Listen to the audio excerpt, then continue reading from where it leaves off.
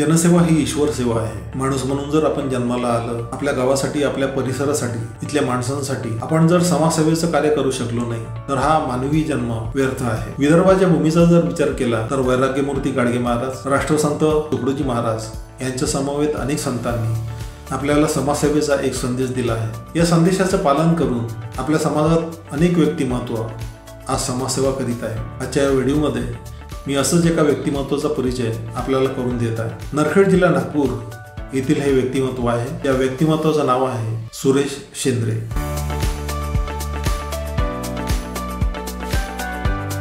नमस्कार मित्रांनो, मी दीपक वानखेडे आपल्या सर्वांचं माझ्या कुलस्वामिनी मीडिया या यूट्यूब चॅनलमध्ये मनापासून स्वागत करतो आहे। आजपासून 15 वर्षापूर्वी आपल्या विचारांच्या मिळत्या जुळत्या लोकांना एकत्र घेऊन श्री सुरेश शेंद्रे यांनी जनसेवा हीच ईश्वर सेवा या ब्रीदवाक्याचा अंगीकार करत समाजसेवा सुरू केली। लोकनेते केंद्रीय मंत्री नितीन गडकरी यांच्या कार्याने सुरेश शेंद्रे प्रभावित आहेत। नितीनजींना ते आपला आदर्श मानतात। सुरेश शेंद्रे यांनी जेव्हा लोकसेवेचं कार्य सुरू केलं तेव्हा त्यांनी अगदी बारकाईनं सर्वप्रथम आपल्या गावाचा म्हणजे नरखेडचा विचार केला।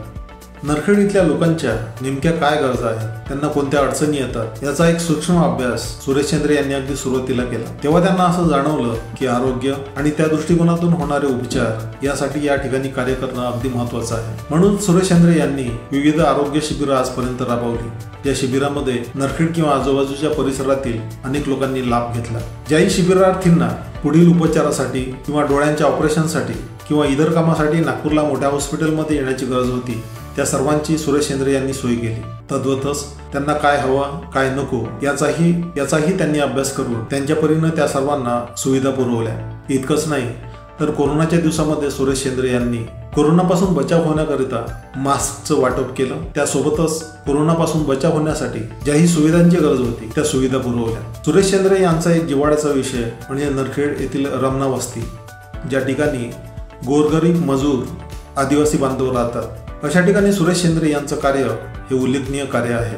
त्या ठिकाणी ज्याही सोयी सुविधा आवश्यक आहे त्या सोयी सुविधा रमनावासियांना मिळाव्यात म्हणून त्यांनी आजवर मोठे प्रयत्न केले आहेत। त्यासोबतच रमना येथील लोकांचं आरोग्य सुदृढ राहावं याकरिता त्यांनी आजवरच्या अनेक शिबिरांमध्ये रमनावासियांची विशेष काळजी घेतली, हे उल्लेखनीय आहे। नरखेड या भागातील अनेक लोकांचं मनोबल सुरेश शेंद्रे यांनी वाढवलं आहे। विद्यार्थी, शिक्षक, समाजसेवक किंवा व्यक्ती कोणत्याही घटकातील असो त्या व्यक्तीचं कौतुक करण्यासाठी सुरेश शेंद्रे यांनी आजपर्यंत अनेक लोकांचे सत्कार केले, त्यांचं मनोबल वाढवलं। स्वातंत्र्य सेनानी, पोलीस, माजी सैनिक, विद्यार्थी, नोकरदार वर्ग या सर्वांचा सत्कार सुरेश शेंद्रे यांनी आजपर्यंत वेळोवेळी आयोजित केला आहे। तसेच लोकनेते केंद्रीय मंत्री नितीन गडकरी यांच्या वाढदिवसानिमित्त आजवर अनेक समाजोपयोगी कार्यक्रम सुरेश शेंद्रे यांनी आयोजित केले आहेत। यामध्ये मुलांना वह्यांचं वाटप करणे, त्यांना शैक्षणिक साहित्य पुरवणे या सर्वांचा समावेश आहे। तसंच आरोग्य शिबिर, त्यामध्ये रक्तदान शिबिर हे भरीव कार्य सुरेश शेंद्रे यांनी केलं आहे। समाजसेवेचं व्रत अंगी बाळगणारे सुरेश शेंद्रे यांच्या कार्याची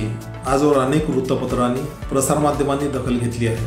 अनेक वृत्तपत्रांमध्ये सुरेश शेंद्रे यांच्या समाजसेवेचं कार्य अधोरेखित झालं आहे। आपल्या गावातील रस्ते, नरखेड रेल्वे स्टेशन या ठिकाणी असणाऱ्या असुविधा या बाबतीतही ते नेहमी सतर्क राहिले।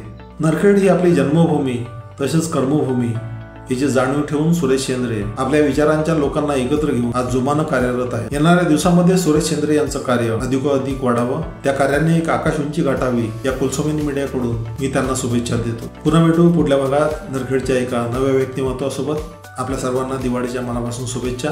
ही दिवाळी आपल्या सर्वांसाठी सुख समृद्धी घेऊन येवो ही सदिच्छा व्यक्त करतो। धन्यवाद।